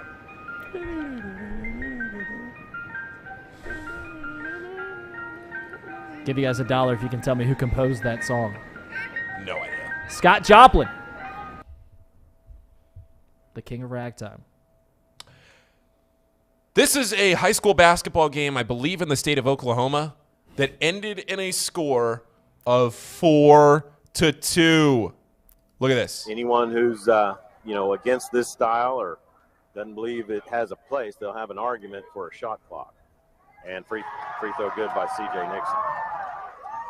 1 point. So there's 1 minute into the second quarter, and it's 1-0. First point scored in the second quarter of the game. So this team that's wearing the white jerseys apparently is an incredibly good team. I don't know if competing for state title, I don't know. But the team in the purple realized that the only way to beat this team in white was to just slow the game down. And by slow the game down, I mean they literally held the ball for the entire first quarter. So this team in white gets up 4-0. Here comes the team in purple in the fourth quarter. Look at that. 2.5 minutes left. They score the first basket of the game. And now they're within one basket of tying the game. They did not go on to win the game, but they did right here have a chance to win the game. This goes in. That's a buzzer-beating win for the team in purple. They lost. The strategy didn't pay off, but it put them in a position to win. That's crazy. Go ahead, Reed. So this topic comes swirling up here in Ohio all the time is, should we have a shot clock in? If you don't know about the origin of Chatterbox Sports, we kind of got our footing covering high school sports. So the past 4 years, I've been covering it very closely. And every once in a while, in a similar scenario, you'll see a very good team playing a team that they should just dismantle. And the team that is the bad team will say, all right, let's just limit the possessions and try to keep this low-scoring game. Maybe we'll look out of this one. You'll see this all the time when a team plays Moeller in the first round of the postseason. Who they should lose by 60. They'll be like, all right, let's try to win 12-10. And then the conversation reiterates itself. Do we need a shot clock? And there's two arguments of why the state of Ohio doesn't have a shot clock. One has a little bit of merit, I don't think enough, and then one has absolutely no merit. The one that has a little bit of merit is that these schools can't afford. Certain schools in the state can't afford a shot clock, can't put in that system. They're going to have to hire another person to run the shot clock the entire time. So that's money every game on top of the money up front that is just to get the shot clock equipment. That's ludicrous. I mean, I don't know how much it's going to cost. It's going to cost a couple $1,000s. I know some of these schools are on string-tight budgets, but you should be able to do it. It's the better for the game. The second and most ludicrous argument that people make when it comes to whether or not the shot clock should be implemented at high school is they'll say, these are high school basketball players. They're not very good. They'll just take bad shots if there's a shot clock. It's better than no shots. You'd rather see a guy stand out at the top of the key and dribble for a minute of game time just to take up probably a contested shot anyways. And you don't think that the game's going to evolve? If you have 30 seconds to score, you're going to at least run a play to get a shot in 30 seconds. And at some point, you have to reward the defense. I mean, I'm smacking the hardwood. I'm getting in a defensive stance. I'm getting in front of you. Can't go left. Try to go left. Can't go right. Can't go right. You got to reward the defense. And you're going to sit here and you're telling me, no, they're going to take bad shots. What does Paul always say? Miss me with that. Miss me with that talk. That is terrible. They should implement it. It should have been implemented 15 years ago. High school sports is so behind the times. Just the fact that, so Chatterbox Sports got our footing broadcasting high school sports. The capabilities for these high school teams to broadcast had been available for 15 years. They just hadn't done it because they never had to do it. And then COVID comes along and actually propels these schools to start broadcasting. Something's going to come along, and it better come along soon to implement the high school shot clock, because it is ludicrous. Two of the best teams in Cincinnati, Moeller, LaSalle, 27-26, because they're holding the ball. Ridiculous. And if you are against a shot clock, it comes down to you just don't like change. That's all it is. Similar to how certain people don't like rule changes that are being implemented to baseball. You just simply don't like change. Well, the game's always been played. That's the worst school of thought is. We've always done it this way. Why change it? What's your argument for the people that say that the technology can't be implemented? Like literally the schools can't get shot clocks? Because I've heard that before. Well, that's the money comes is they're going to have to fund it, right? These schools have enough money. True, guys, they have enough money to fund these. And here's the thing is it doesn't have to be an upfront. I mean, you can lay it off, right? I mean, if it takes even, I don't know how much it's going to take, but even if it takes $10,000 to implement this shot clock system, you're telling me that a school can't fund $10,000 for its high school, for its basketball? Yeah. I mean, some of these schools, New Miami right down the road from here, I mean, they graduate 40 kids in a class. But we got a might have call. gotten a phone call here. We got a call in. We got a call. Who is this? Who we got calling in? I hope it's CJ. CJ said he wanted to call in. I think it is. If it is CJ, we'd love to hear from him. Purcell Marion Cavalier, second best Cavalier and third best. He got demoted to third. CJ, is that you? Yeah, I'm here. You are the third. You went to Purcell Marion. You are the third most famous Purcell Marion Cavalier. The first being Roger Staubach, of course, is number one. The second being Lance Durham, who played baseball at the University of Cincinnati, was a Bearcat, hit one on top of Fifth Third Arena. And then CJ, you're number three. CJ, what are you calling in for? I'm talking about the shot clock thing. Okay. What's your opinion on it? So my thing is as an offense, if you're trying to win a game, like against a Moeller, like if a team like a Division III school or even like a really bad D1 school, like say Coleraine, they're playing Moeller. My whole thing is you want to have your best situation to win. So if I'm thinking, hey, we can win by doing this, by all means do it. And if a team like Moeller Everest playing isn't stopping you by doing that, I mean, why?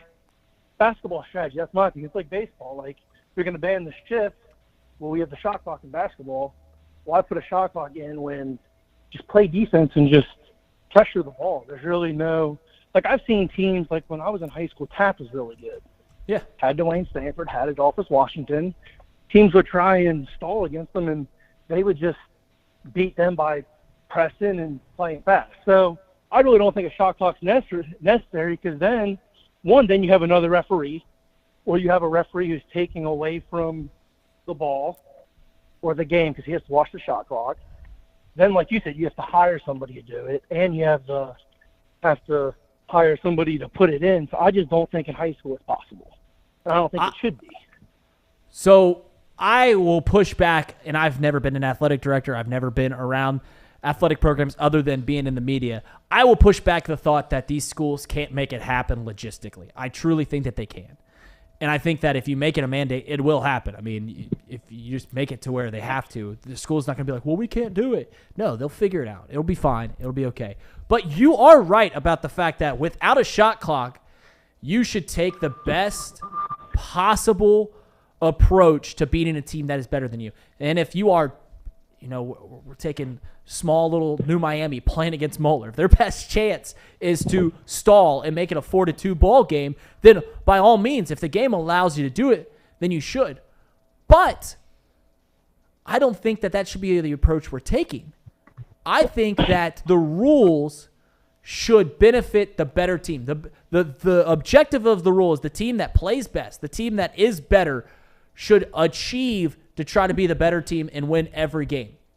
So if you have rules that don't always try to find the best team, the team that plays the best on that given night, then the rules aren't perfect. And I think that with the shot clock, you will see a more true nature to the game. And I think that the game will evolve for better when you have to run these quicker sets.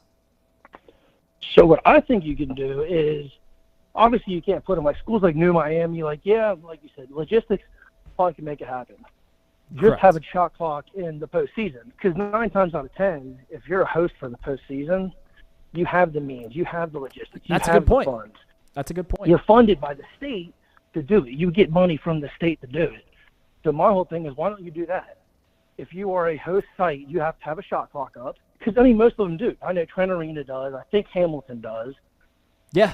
A lot of these schools already have it in place. So, because I agree with your take as far as, you want the best team to win. In the Correct. tournament, like you said, you see 9 times out of 10, a really good team's playing a really bad team. They're going to stall and stall. They're going to run Kentucky stall. And 9 times out of 10, they've never won. But that one time they do, it's like, well, great, the best team didn't win. So I think in this tournament, absolutely, shot clock, all you want. But in regular season, I don't think it should be a shot clock. Yeah, that's actually a good point. Is the way the OHSCA currently runs is they just supply officials and they run tournaments. That's all they do. They have a guidelines, a set of rules, but they do officials and they run tournaments. So They can't force these leagues. They can't force the GMC, the GCL Co-Ed, the GCL South, the ECC, the GWalk, all these leagues. They can't force them to implement a shot clock. What you could do is say, listen, at the tournaments, to be a host site, you've got to have a shot clock. These are how our tournaments are going to run. We're going to have shot clock in the tournament. So if you want to be better in the tournament, you better put one in your league to get used to running that shot clock so that when you enter the league, it's not a complete shock to the system. That's a unique way of looking at this. And if they are going to implement it, that would be the quickest way to get it in and say, listen, we're going to have it at these tournaments. You guys can do what you want. Well, and like I said, pretty much all of the tournament sites already have a shot clock up. 100%. Like, I coach high school basketball. A lot of the games I've been to, some of them have, not the small schools, but the big schools, they have them up. So it's like, and my whole thing, 4-2, like, back to the defense thing, that's not even, like, Moeller and LaSalle do it. They stall. But the games are still in the 30s. 4-2, that means both teams are just like, screw it. We'll just sit back and let it happen. Like, that's ridiculous. Right, yeah. All you have to do is pressure the ball. You get the 5-second call, and then you pressure the ball, and then that's how you do it. Because teams have taken that approach to Moeller in the postseason where they go, all right, we're going to try and stall this team out. And then Moeller just pressures you, and they get 26 turnovers. And next thing you look up at the scoreboard, it's 40-8. It's still a 40-point game. It's not 4-2 because you watch that tape, both teams are literally just sitting there on defense. Like, at that point, I think the referee should be like, hey, guys, we got to play basketball. Like, come on. Right. All right, CJ, bring up good points. Where you coach at? Seven Hills. Seven Hills. All right, down there. Yeah. That's right there on the east side, right? Mm-hmm. Cool. No? Yeah, I don't. Yeah, he said yeah. Yeah. Oh, okay. Yeah. Okay. Nice. All right. Well, thank you for calling in. We thank you for watching the show. You're always in the Discord, so we appreciate you doing it. And how's the Hornets, right? Stingers. Well, good luck in the postseason. That's right around the corner. Thank you for calling in, CJ. Thank you. Yeah. See ya. He brought up a good point. He really did. That if you want to implement it at the high school level, I know a lot of you viewers don't care a whole lot about high school sports, but we do it here at Chatterbox Sports. But if you're going to implement it, just do it at the tournament level and then say, this is what we're going to continue to do. If you want to be a part of this, if you want to be better in the tournament, get used to it. Then put it at your home facility. Do it in your leagues. But, guys, Ham and Eggers, we made it through 2 days of this show. So I appreciate Casey and Paul being a part of this. What do we want to do for lunch? Ooh, we got it. I'll be leaving a little early to get to Butler, but not crazy early. A little early to get to Butler. What? We'll go to Gina's. Gina's? We'll go to Gina's. Haven't been to Gina's. We haven't been to Friday. Gina's in a while. So we're going to go to Gina's on this Friday. Paul, you have fun at Butler. Casey, why aren't you going to Butler? You should go. It's a great point. Road trip. Yeah. Root on the Muskies. Root or the Muskies. Bulldogs. Whoever you care. I still need to go to the toss first. We do. There's only 3 games left. Yeah, I need to go at some point. What game should I go to? Nova. Yeah, you should go to Nova's. Nova. I can see what I can do. Maybe I can get you. Is that next Tuesday? 2 Tuesdays. No, 2. Okay. I got to see what I can do about my tickets for that one. And it's on a Tuesday? Because that'd be That's great when the club goes up? Tuesday or a Wednesday. Might be a Wednesday. Are you sure it's a Tuesday? I don't know. It's like 21st, 22nd. It is a 21st? It is a Tuesday? It's Yeah. a That's Tuesday. perfect. Uh-oh. Perfect. How about that? Casey's first college basketball experience in Cincinnati is Villanova at the toss. How about that? Let's go, Casey. We'll make it a little company out of it. We'll go to the Norwood Cafe, get those Hootie Delights, the Natty Lights. We'll get you guys set up. We'll get you set up. All right. Guys, thank you for producing this show. It's the Ham and Eggers. We thank you for tuning in on this Friday. We'll be back Monday. We'll do this again. We'll be talking Super Bowl. Final picks on the Super Bowl? Eagles minus 1.5 or 2.5, whatever it's at now. 1.5. Yeah, I'm taking Eagles, but I'm also taking Jalen Hurts is plus 100 on Betfred. For Super Bowl MVP? No, for just a touchdown, anytime touchdown. I really love that prop. Okay. You heard it here first. Not too picky. We'll be putting out our cards the next 3 days. So if you're into gambling, keep tasting these. Guys, thank you for joining us today. This has been Off the Bench, presented by United Dairy Farmers. I'm Reed Mouse. We'll see you on Monday.